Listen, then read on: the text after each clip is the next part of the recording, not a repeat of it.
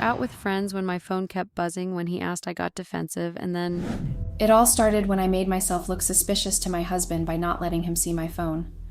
I know how bad it sounds, and trust me, it wasn't great, but at the time, it didn't seem like such a big deal. In hindsight, it was definitely a big deal, and of course, all of our friends heard about it. What was once a private matter between us soon became the topic of conversation among our circle, and I felt the weight of their judgment even if it was unspoken. To give you a bit of context, my name is Kat, and I'm 32 years old.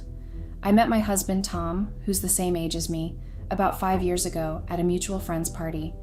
Before I dive into the story of our inevitable unraveling, it's important to understand how our story started so full of promise and what led us to such a low point in our marriage. That night when I met Tom was one of those evenings where you don't really expect anything extraordinary to happen. You know the kind, an ordinary gathering where you anticipate nothing more than small talk and a few laughs, maybe a couple of drinks. I had shown up without any real expectations, just looking to unwind after a long week. The party was at a friend's house, a familiar setting with familiar faces, but as I glanced around the room, I noticed a few new ones too. Tom was one of those unfamiliar faces. I remember the first moment I saw him, standing by the kitchen, casually leaning against the counter with a drink in his hand. He was in the middle of a conversation with a group of people I didn't know, yet something about him drew my attention. There was this ease about him, a kind of effortless confidence that was hard to ignore. It wasn't the arrogant sort of confidence that repels you, but rather the kind that makes you want to get closer, to know more about the person who wears it so naturally. As the night wore on, I found myself gravitating toward him. I wasn't sure if it was intentional or just the natural flow of the party, but before long I was standing near him, trying to catch snippets of his conversation. I didn't know what I was waiting for, a pause, a chance to jump in, or maybe just for him to notice me. And then it happened. He turned to me with a smile, one that was so genuine, it made my heart skip a beat. That was the first moment I felt a connection, an unspoken spark that set everything into motion. We started talking, and from the very first exchange, it felt natural, like we'd known each other for years. He asked about my job, my hobbies, the usual small talk that comes with meeting someone new, but with Tom, it didn't feel forced or awkward. Instead, it felt like a conversation we were both eager to have, like we were discovering something together, even in the simplest of topics. We laughed a lot that night. His sense of humor matched mine perfectly, and by the end of the party, I was surprised at how comfortable I felt around him, how much I liked him after just a few hours of talking. Before we left, we exchanged numbers. It wasn't one of those casual, let's keep in touch exchanges that you know will lead nowhere. There was a mutual understanding that this was the beginning of something, even if neither of us said it out loud. The next day, I was still thinking about him when his text came through, asking if I wanted to grab coffee sometime. I didn't hesitate to say yes. That coffee date turned into more dates, and soon enough, we were spending most of our free time together. It was like this natural progression, an effortless flow from one stage of our relationship to the next. Tom was the kind of guy who made you feel safe and cared for, someone who paid attention to the little things. He remembered details I mentioned in passing, like my favorite flowers or how I liked my coffee, and these small gestures made me fall for him even more. It wasn't long before I realized I was head over heels in love with him. 2 years into our relationship, Tom proposed. It wasn't some grand, over-the-top gesture. It was simple, heartfelt, and it felt right. I didn't hesitate to say yes because I couldn't imagine my life without him. Our wedding was beautiful, surrounded by our closest friends and family, and for a while, everything felt perfect, like we were living in a dream. But dreams don't last forever, and neither did our honeymoon phase. After 4 years together, I started to notice a change in Tom. It wasn't sudden or dramatic, but a gradual shift that I couldn't quite put my finger on. He seemed to get bored, but I couldn't pinpoint exactly what had changed or why. There wasn't the typical scenario where one of us was working too much, causing the other to feel neglected. Tom wasn't overwhelmed with work. In fact, he was still very present in our social life. He enjoyed being around our friends, and he still remembered the special dates, giving me thoughtful gifts on my birthday and our anniversary. On the surface, it seemed like nothing was wrong, but I couldn't shake the feeling that something was off. Tom started to avoid spending time with just me. Whenever I suggested going out, whether it was to a new restaurant or just for a simple walk, he'd always suggest inviting our friends along. At first, I didn't think much of it. I liked our friends, and I enjoyed spending time with them too. But then, on Valentine's Day, he suggested we celebrate with our friends instead of having a night just for us. That's when I knew something was definitely wrong. How could that not be weird? Our communication had shifted too, or rather, it had deteriorated. Tom became more withdrawn, and I felt like I was constantly walking on eggshells around him. There was this unspoken tension between us, and it only grew stronger each time I tried to address it. Whenever I brought up my concerns, he'd brush them off, telling me I was overreacting or being paranoid. He said it so casually, so convincingly, that part of me wanted to believe him. Maybe it was all in my head, just the natural ebb and flow of a long-term relationship where the initial passion fades, leaving behind a quieter, more stable love. But another part of me couldn't shake the feeling that there was more to it. I'd lie awake at night, staring at the ceiling, replaying our conversations in my head, trying to figure out where things had gone wrong. I started to blame myself, wondering if I was doing something to push him away, if I had somehow caused this distance between us. The more I thought about it, the more I questioned everything, our relationship, our future, and whether we could ever get back to the way things used to be. On a regular afternoon, after I had lunch and was only waiting in line for my cup of coffee to get back to the office, I ran into Chad, my ex-boyfriend, inside the coffee shop. We were both waiting for our orders and couldn't really do anything but catch up on each other's businesses. A quick overview of my relationship with Chad. We were together for 5 years. His family loved me. My family loved him. We lived together, even had a dog together. Our relationship was pretty great, but Chad decided to take a PhD in Europe. I had other career plans and decided not to go with him, even after insisting for months for me to join him. We broke up nicely, and I never regretted this decision. What I felt with him wasn't half of what I felt with Tom. I might have not even met him if I left with Chad, so in the end, things worked out perfectly. I had no hard feelings about our ending, but wasn't really sure if Chad shared my point of view. Our conversation was nice. It turns out he is back in our city working on a research project. He seemed even more smart than before. I guess getting a PhD does that to you. After we caught up to each other, a big silence stood between us in line. I was mentally wishing for my coffee to be ready soon. And then he asked something that, because of the way he said it, was in his mind since he saw me there. "So, how's married life?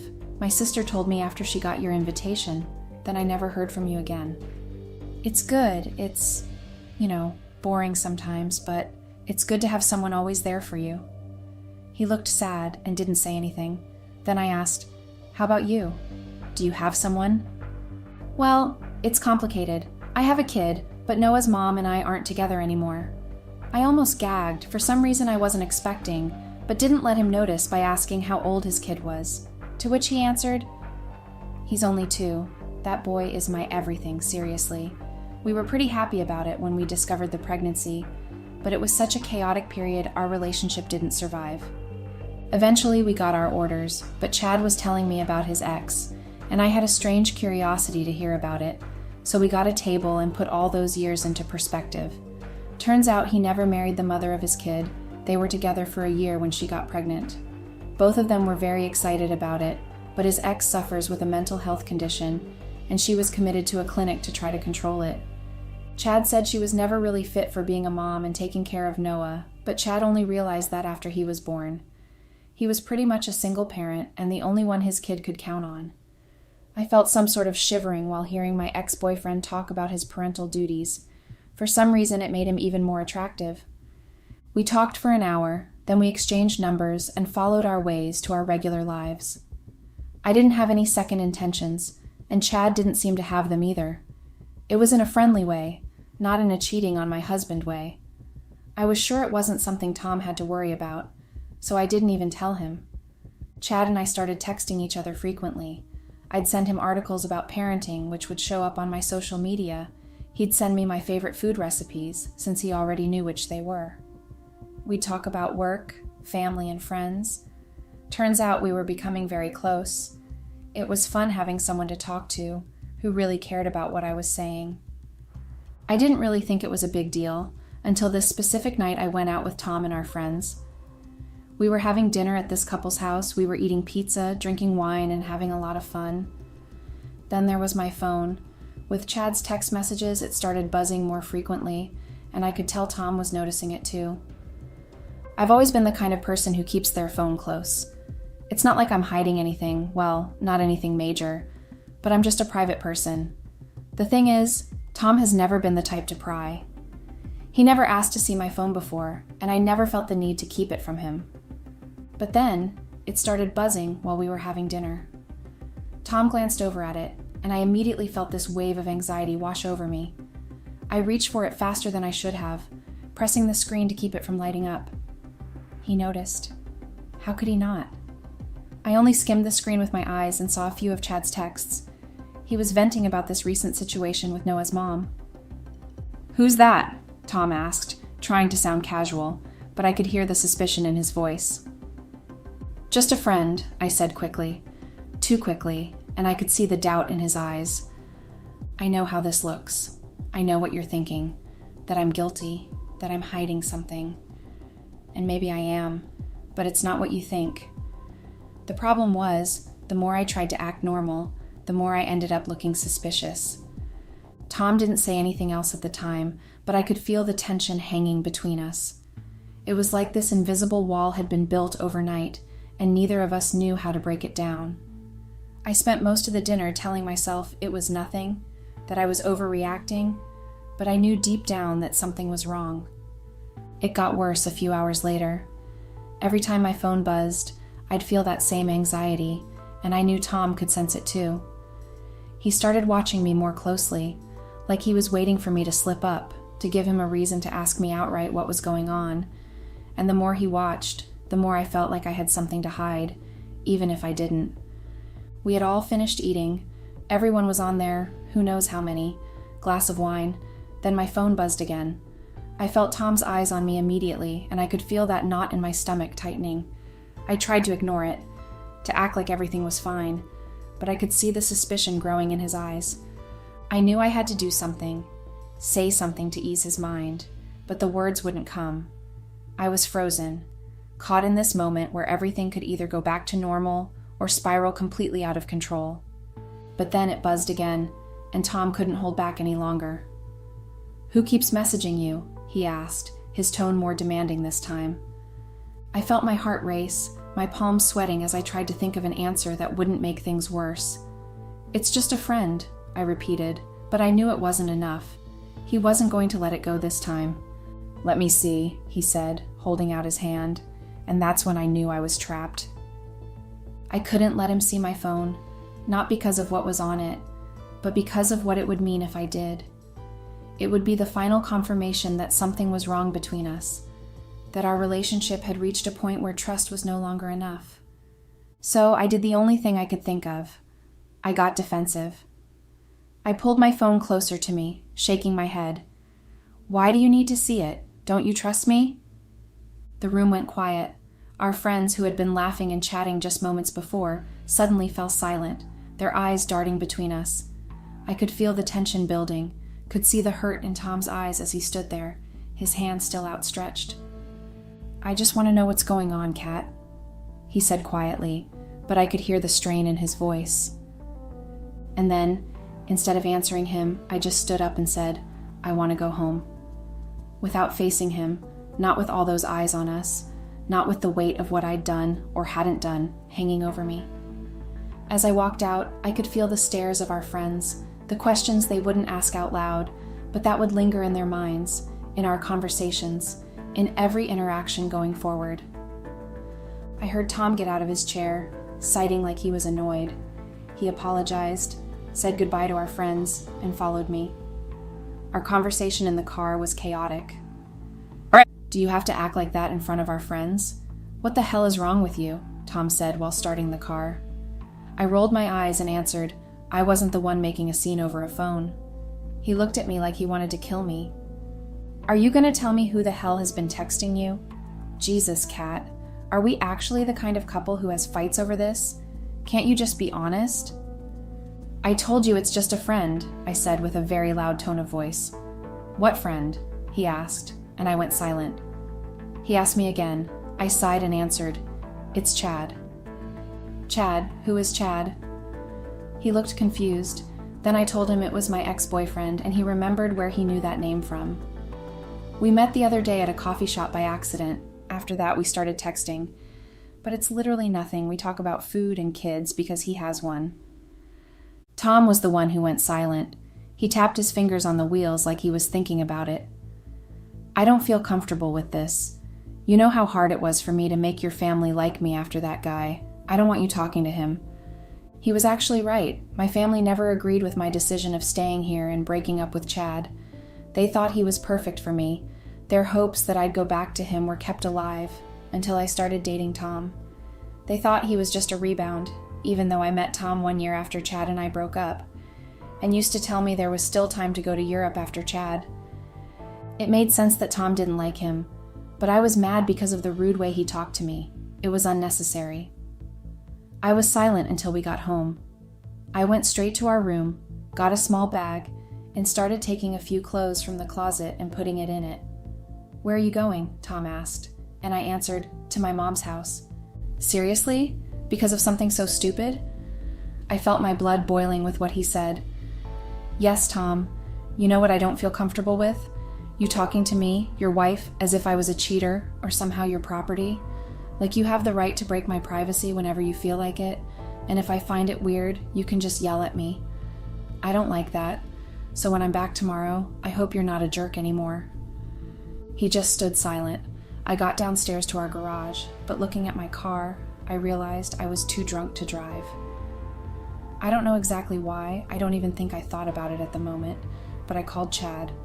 All right. I asked if he was free at that moment because I didn't feel good and wanted company. He said he had just gotten home after going out with his friends.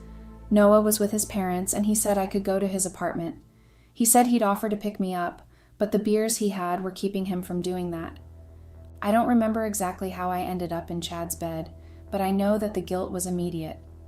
I woke up tangled in the sheets, the remnants of a mistake heavy on my conscience. Chad was still asleep beside me, looking peaceful and unaware of the storm brewing inside me.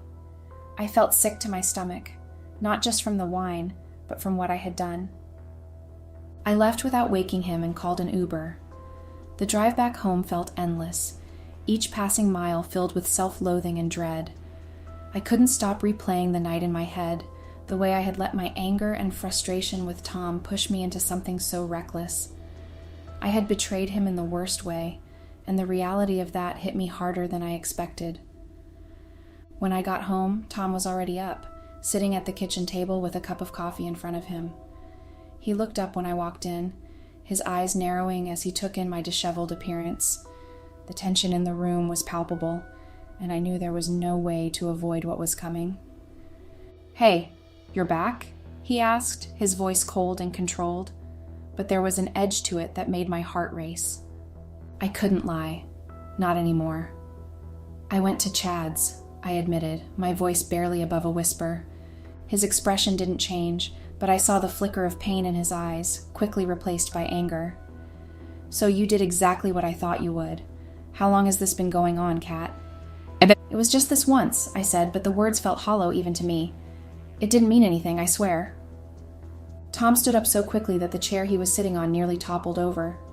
He walked toward me, and for a moment, I thought he was going to hit me. But he didn't. He just stared at me, narrowing his eyes and judging me. It made me wish he had. "I've always known you were a selfish person, but this," he said, his voice dripping with disgust. "You're pathetic. I've bent over backwards trying to make you happy, and this is how you repay me? By crawling back to your ex because things got a little rough?" I couldn't say anything. I just stood there, letting his words wash over me like a tidal wave, knowing I deserved every single one of them. You want to run off to your mom's again? He continued, his voice rising with every word. Go ahead, but don't bother coming back. I'm done with you, Kat. You're not worth it. His words cut deep, but I knew he was right. I had shattered any trust he had left in me, and there was no way to fix that. I watched as he turned away, his body tense with anger, and walked out of the room. The door slammed behind him, echoing in the silence that followed. I was alone with my guilt, the weight of my actions pressing down on me like a suffocating blanket. I had lost everything in a single thoughtless night, and now there was nothing left to do but face the consequences. Update. I wish I could say things got better after that night, but they didn't. Tom wasn't just hurt, he was vengeful. The divorce process was a living hell, and Tom made sure of it. He hired the most cutthroat lawyer he could find and came after everything. Our house, the savings, even the car that was technically in my name. Every time we sat down to discuss the terms, he'd throw in another petty demand, like making me pay for all the legal fees or claiming that I had no right to any of our joint accounts because I'd ruined our marriage. He dragged out the proceedings as long as possible, making sure I had to spend more money on lawyers than I ever thought I would. No. It was clear that Tom wasn't just trying to end the marriage, he was trying to destroy me. And honestly, it worked. By the time the divorce was finalized, I was emotionally and financially drained. He got the house and most of our savings. I walked away with little more than the clothes on my back and a mountain of regret.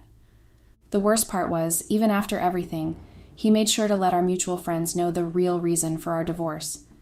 He painted me as the villain, the unfaithful wife who threw away a perfect marriage for a fling with her ex.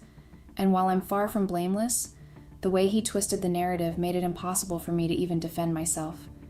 Now, I'm just trying to pick up the pieces of my life, but it feels like I'm starting from scratch, all because of one mistake that I'll never be able to take back. I hope my story can be seen as a lesson for you. It's not worth it to ruin your life just because of a stupid impulse. There's no way to sugarcoat this. I cheated on my husband with his brother. I never thought I'd end up here, but here I am, staring at the ceiling at 2 a.m., trying to piece together where it all went wrong. It wasn't supposed to be like this, you know? I was supposed to be happy, in love, and living the life I'd always dreamed of. But instead, I'm here, drowning in regret, and wondering if there's any way to turn back time. But let me start from the beginning. Maybe if I talk it out, I'll figure out where I took that wrong turn. My name is Laura, I'm 25 years old, and I met my boyfriend Jake, who's also my age, during my last year of college. He was the kind of guy who just had this natural, charming magnetism, confident, and always the center of attention. Everyone loved him, and I wasn't any different. We met at a party, one of those typical college ragers where everyone's either drunk or on their way there. I was with my friends, trying to have a good time, but not really in the mood. I had just come out of a messy breakup, and honestly, the last thing I needed was to meet another guy. But life has a funny way of throwing things at you when you least expect them. Jake spotted me from across the room, and like some cheesy rom-com, he made his way over. He had this easy smile that made you feel like you were the only person in the room. We talked for hours that night, and it felt like we just clicked. It was easy with him, you know? Like I didn't have to try so hard to be someone I wasn't. By the end of the night, he asked for my number, and even though I was hesitant, I gave it to him. I mean, what was the harm, right? Fast forward a few months, and we were inseparable. Jake was everything my ex wasn't. Attentive, funny, and he actually listened to me. He'd surprise me with little things, like my favorite coffee on a random Tuesday, or a handwritten note tucked into my bag. It felt like he really saw me, and after the crap I'd been through before, that was everything. But here's the thing. Even in the beginning, there were these small cracks. Nothing major, just little things that I shrugged off, like how he'd get moody when things didn't go his way, or how he'd sometimes disappear for hours without a word. I'd chalk it up to him being busy or needing space. Everyone has their quirks, right? And compared to my ex, Jake was still a saint. After we graduated, things got more serious. We moved in together, and at first it was great. But then life started to get real. We both had full-time jobs, bills to pay, and suddenly we weren't those carefree college kids anymore. Jake started working longer hours, and when he was home, he was always tired. We barely talked like we used to, and when we did, It was usually about mundane stuff like groceries or whose turn it was to do the dishes. I tried to be understanding, I really did. I knew he was stressed with work, and I didn't want to add to it by complaining. But it was hard. I missed the guy who used to light up when he saw me, who would go out of his way to make me feel special. Now, it felt like I was just another obligation on his to-do list. And then the fight started. They weren't explosive or anything, but they were there, simmering under the surface. We'd argue about stupid stuff, like how he never put his dirty clothes in the hamper, or how I was always on my phone. It was like we were both just waiting for an excuse to snap at each other. And every time we did, it chipped away at whatever was left of the good times. I tried to talk to him about it, but Jake would just shut down. He'd either give me the silent treatment or brush it off like it was no big deal. "Everyone argues," he'd say. "It's normal." And maybe he was right, but it didn't feel normal to me. It felt like we were slowly drifting apart, and I didn't know how to stop it. The thing that really broke me, though, was when he started to withdraw emotionally. He wasn't just tired anymore. He was distant. It was like he was there, but not really there, if that makes any sense. We'd sit next to each other on the couch, but it felt like we were miles apart. I tried to reach out, to get him to open up, but he just shut me out. And after a while, I stopped trying. It was exhausting, and I was tired of feeling like I was banging my head against a wall. I guess that's when the doubts started creeping in. I began to wonder if maybe Jake wasn't the right person for me after all. Maybe we'd rushed into things, moved too fast. But by then, we were in too deep. We had a life together, shared responsibilities, and breaking up felt like it would be more trouble than it was worth. So I stayed. Even though I could feel myself becoming more and more disconnected from him, from us. Looking back, I wish I'd had the courage to face things head on, to have the tough conversations instead of letting them fester. But I didn't. I kept telling myself that things would get better, that we'd find our way back to each other. After all, we'd been through so much already. Surely we could weather this storm too, right? But the truth is, I was scared. Scared of being alone, scared of starting over, scared of admitting that maybe I'd made a mistake. So I buried those fears, pushed them down, and pretended like everything was fine. I kept going through the motions, playing the part of the supportive girlfriend, all the while feeling like I was slowly fading away. In the beginning of our relationship, Jake and I talked about marriage all the time. We discussed when it would be ideal for us to settle down, made plans with our careers to make it possible to happen in our future. With our distance growing longer and longer, we stopped talking about it. Don't get me wrong, I had my fears and doubts about our relationship, but I loved Jake. Of course I felt upset about him bringing up the marriage subject. Didn't he want to marry me? What were we doing? Only waiting for our good years to go by? I felt like that subject wasn't open for discussion. Nothing very deep and emotional was. Jake always had problems opening up about his feelings, and over the years I accepted that's just who he is. In his family, his feelings weren't really considered, not because his parents didn't care, but because they thought he was the normal kid. Therefore, Jake seemed low maintenance to them, while his older brother took all their attention with his crazy lifestyle since he became a teenager. His brother is quite something. I don't think I have ever met someone as complicated as him. Matt is 4 years older than Jake. He is quite literally self-destructive. He started drinking when he was 14, and by his 20s he had a serious addiction. Their parents spent so much money on his countless times in rehab, they drained Jake's college fund. Jake had to take loans to pay for his students' debts, all because of his alcoholic brother, who went to rehab more than 6 times and never changed. He'd be sober for 2 months at his best and go back to his chaotic life.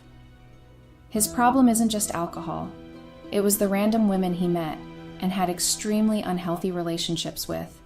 The long weeks he'd go MIA while partying, leaving his parents worried. Jake's family dealt with that during years of his life.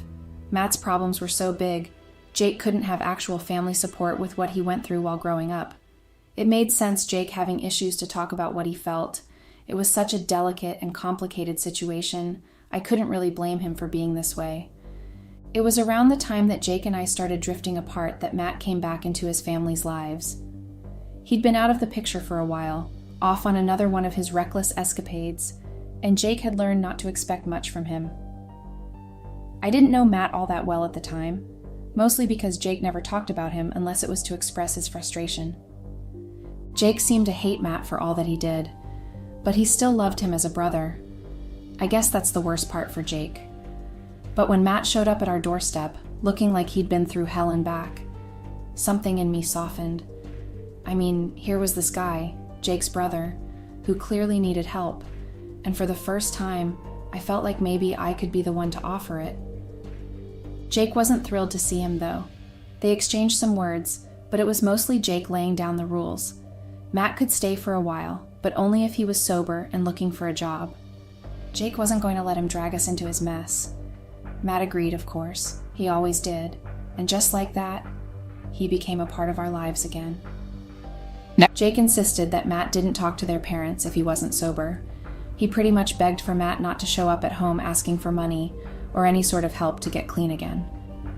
They spent too many years worrying about their son. Jake said they were too old for that now. The only solution was him staying with us for a while.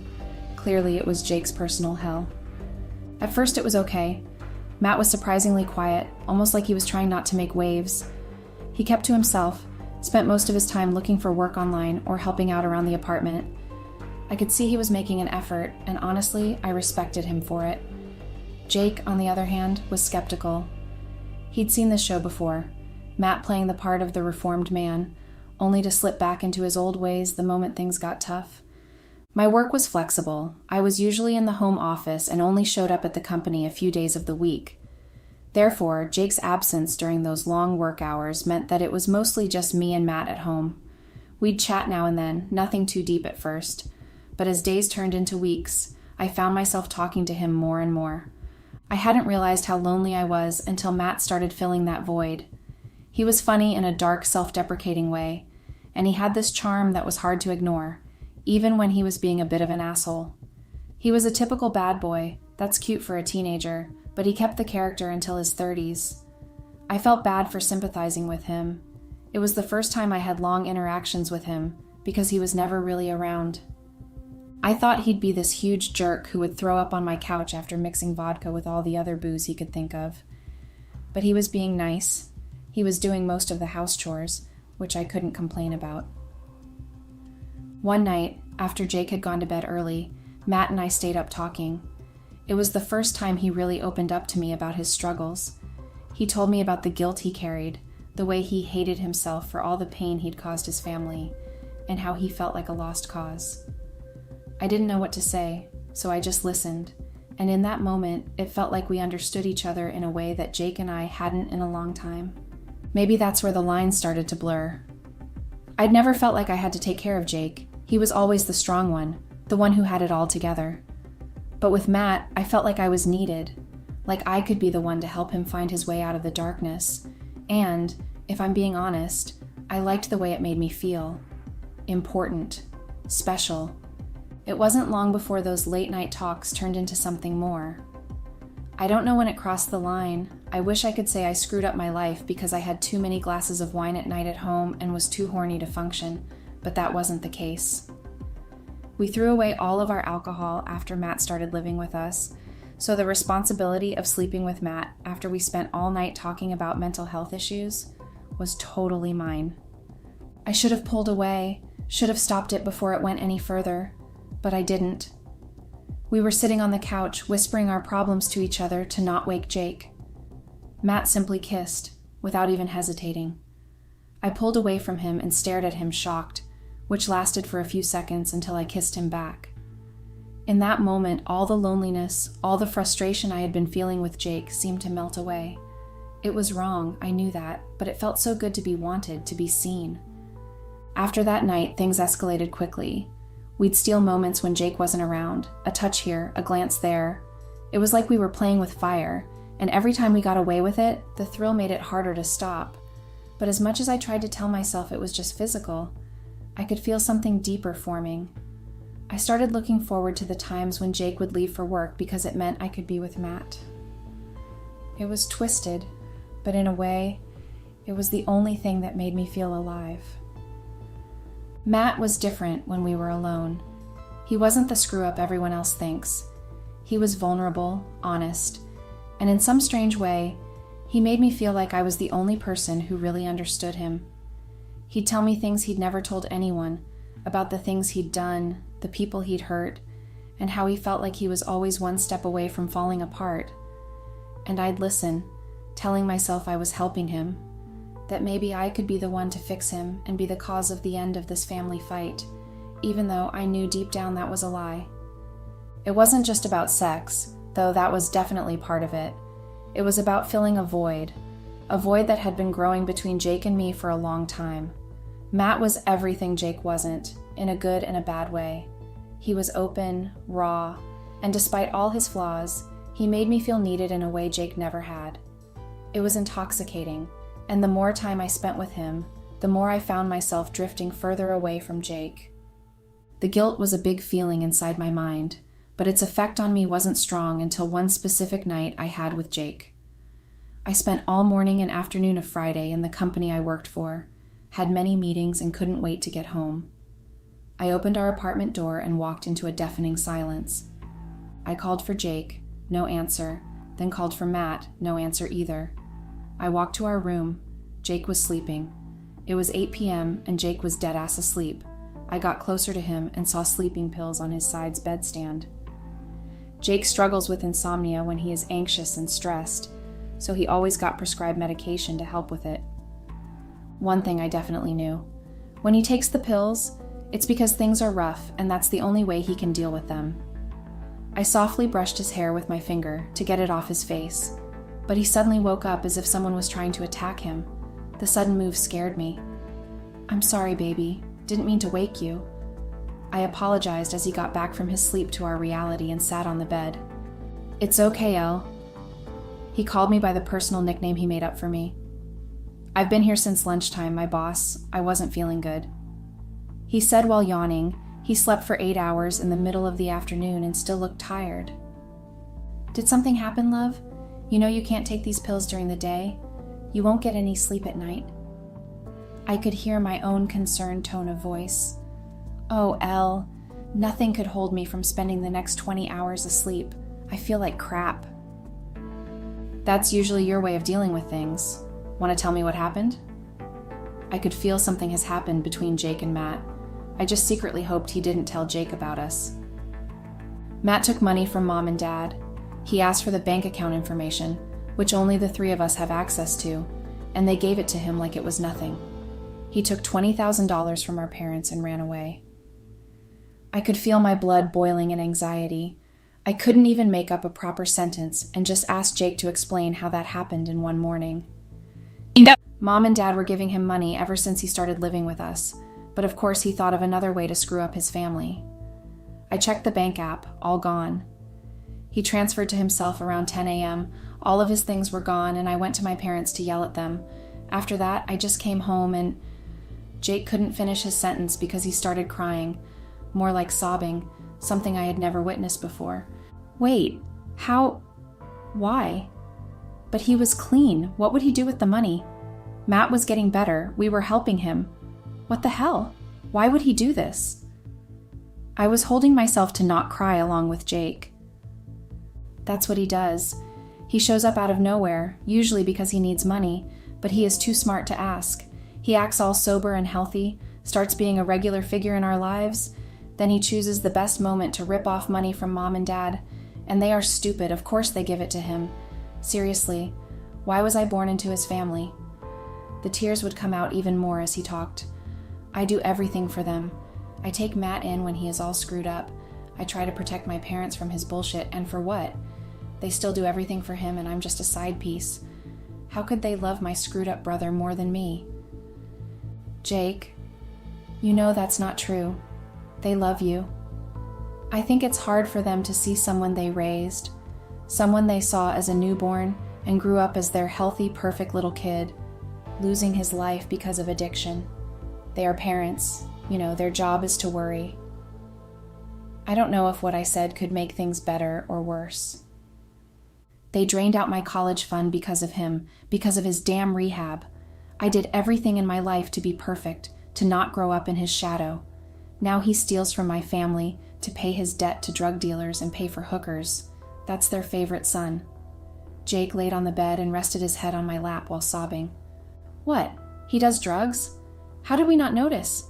Matt was doing so well. I can't believe this. I felt horrible. All of the good things I saw in Matt were a lie. I actually didn't even know him at all. He has been a raging alcoholic ever since he was 14. Of course he does drugs without any money to do them. I don't know how I even fell for his manipulation. It's always the same thing. He shows up with his sobriety chip saying he changed and things will be different now. He talks about some sad story about his life or our childhood. He makes us get attached to him for months, when we think everything is okay and he is actually sober. In the end, he runs away with our money and disappears. Hearing Jake describe what I literally went through with Matt was like having a knife go through my soul. Jake was absolutely right. I fell for Matt's manipulation. Now Jake was completely broken because of his own brother, and I felt like I had committed a felony. You know, when I was 14, my parents bought me a video game. I was happy because I finally could be my parents' priority, because Matt was in college. That was right after his second time in rehab. He said he got into college, but he was actually just being a drunk in another state. He got home in the summer still acting on his lie, but I knew it wasn't true. He sold my video game to buy drugs after he spent weeks playing it with me and teaching me about new games I could play. Jake was looking at the wall, still with his head on my lap, while telling a story I never heard before. I was crying silently, feeling the worst pain I could ever imagine. He admired Matt so much when he was a kid, just to realize he was actually the reason for most of Jake's problems. I think that's when I started hating him for real. You can never not love a family member, of course, but it was when I realized that love and hate for someone can coexist, and it's the worst you could ever feel. I'm so tired of him. He hunts me and my life goes to hell when he shows up. I wish he died. That way I wouldn't have to deal with his crap. Jake took a long time to say all that in the middle of tears. It was the first time he actually opened up to me. About his feelings, his family issues. All of that because of Matt leaving again, right after I slept with him countless times. It's okay now, Jake. He is gone now, and you know he takes a long time to come back. I tried to comfort him while drying up my own tears. I hope so, Jake said. I called the police on him, and I'm praying for them to catch him. I froze with that information. I asked Jake how that was possible, and he gave me a philosophical slap in my face. A couple of years ago, Matt burned a car because he was drunk. The police caught him. He ran away and was sort of black, listed in our city. Jake told them all the places he could be before leaving town, since he knew his brother better than anyone. "Babe, I'm going to take a shower now, okay?" Jake said while getting up to leave the bed. "I really don't want to think about him anymore. I just want to watch a movie and hug you until all of my problems disappear." Right when Jake got on his feet, his cell phone started ringing. Matt's name showed up on the screen, and Jake answered it immediately. For some reason, the phone was on speaker, and I was able to hear Matt yelling, "You called the damn cops on me?" with a siren sound in the background. Jake turned off the speaker, put the phone on his ear, and said, "I won't let you ruin my life or my parents' lives ever again." Then I could hear Matt say something, but it was too far away for me to listen. Jake has a confused face after hearing what his brother said before hanging up. Jake looked at me with no life in his eyes. He stared for a few seconds and asked, "You slept with Matt?" My heart started speed beating. "For 2 months?" he added. "Jake, When he noticed I didn't immediately deny, he knew it was true. "What the hell, Laura? Seriously? What the hell is wrong with you? He is my brother." "I'm sorry, Jake. I fell for his shit. I was stupid. I'm so sorry. I had no idea he didn't let me finish and just started yelling at me, telling me to get out. You are a whore for doing this to me. How could you after all these years together?" He pulled my hand to the front door, pushed me out of the apartment, and slammed the door on my face. That was the last time I saw Jake. It's been 4 days. My relationship is officially over, and I'm the worst person to walk into Jake's life. I could say that person is actually Matt, but Jake never expected anything good from him. I was the only person Jake trusted, and I ruined in all ways possible. Update. Hello, Reddit. I'm back with a final update about my situation. If you don't remember, I cheated on my boyfriend with his alcoholic brother. After Jake broke up with me, I lived days of hell. I went to my mom's house and cried in my old teenage room for 2 days.